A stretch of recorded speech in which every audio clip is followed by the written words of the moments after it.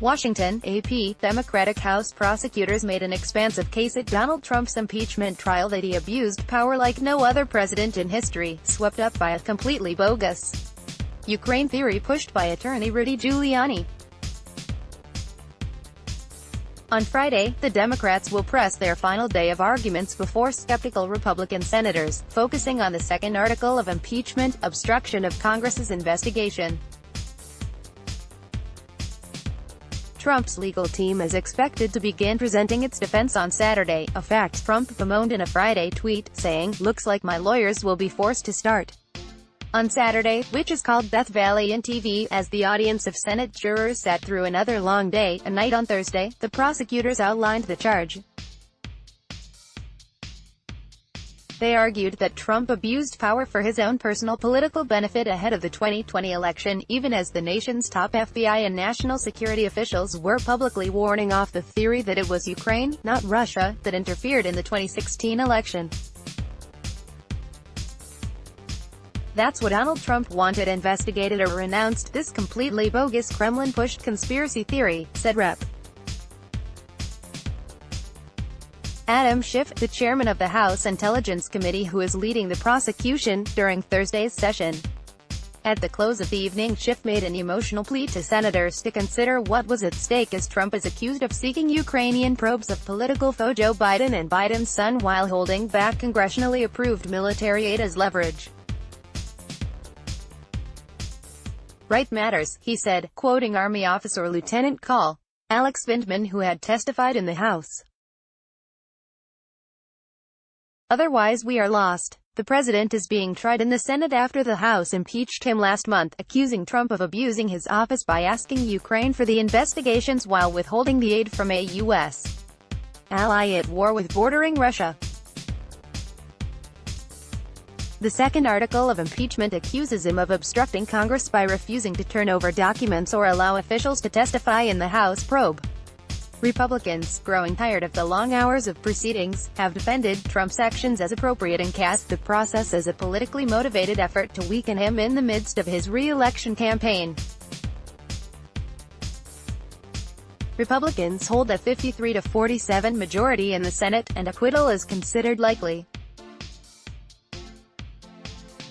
The Democrats' challenge is clear as they try to convince not just fidgety senators but an American public divided over the Republican president in an election year. With Chief Justice John Roberts presiding, Democrats argued on Thursday that Trump's motives were apparent. "No president has ever used his office to compel a foreign nation to help him cheat in our elections," Rep. Gerald Nadler of New York, the chairman of the House Judiciary Committee, told the senators. He said the nation's founders would be shocked. "The president's conduct is wrong. It is illegal. It is dangerous." Democrats scoffed at Trump's claim he had good reasons for pressuring Ukraine to investigate former Vice President Biden or other political foes. Rep. Sylvia Garcia of Texas, herself a former judge, aide, "There is no evidence, nothing, nada, to suggest that Biden did anything improper in dealings with Ukraine." Trump, with Giuliani, pursued investigations of Biden and his son, Hunter, who served on a Ukrainian gas company's board, and sought the probe of debunked theories of what nation was guilty of interference in the 2016 U.S. election. It's a storyline many in the president's camp are still pushing.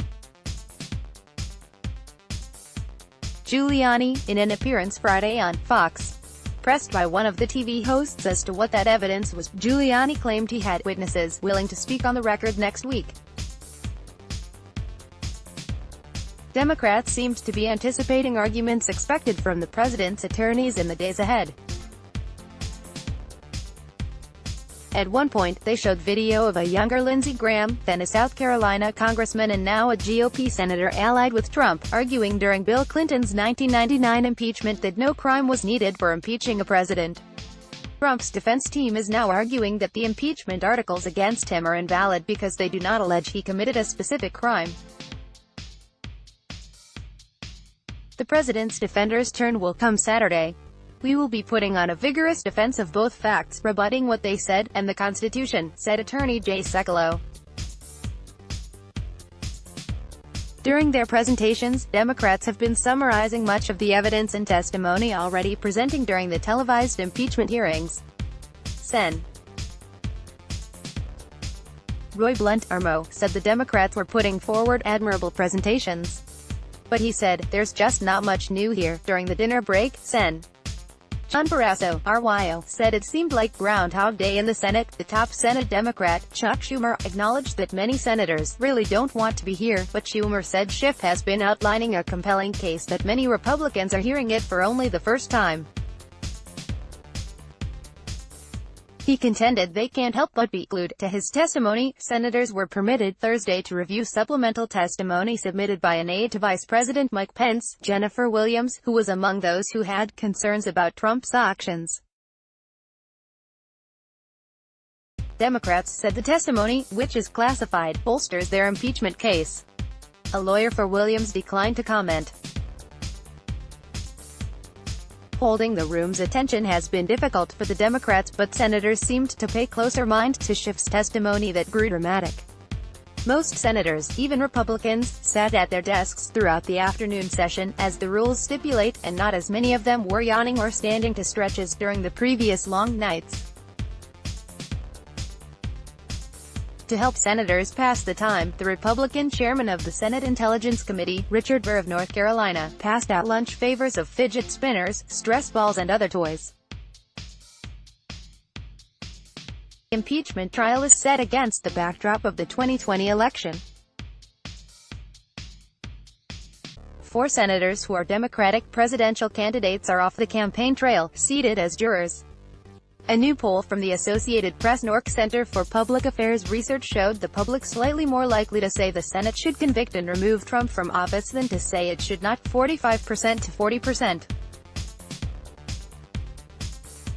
But a sizable percentage, 14%, said they didn't know enough to have an opinion. One issue with wide agreement: Trump should allow top aides to appear as witnesses at the trial. About 7 in 10 respondents said so, including majorities of Republicans and Democrats, according to the poll. After both cases have been presented, senators will face the question of whether want to call witnesses to testify, an issue that seems all but settled. Republicans rejected Democratic efforts to get Trump aides, including former National Security Advisor John Bolton and Acting Chief of Staff Mick Mulvaney, to testify in back-to-back votes earlier this week. It's likely to come up for a Senate vote next week. Associated Press writers Mary Claire Jelinek, Alan Fram, Andrew Taylor, Lori Kalman, Matthew Daly and Padmananda Rama in Washington and Bill Barrow in Osage, Iowa, contributed to this report. Let's block ads. Why?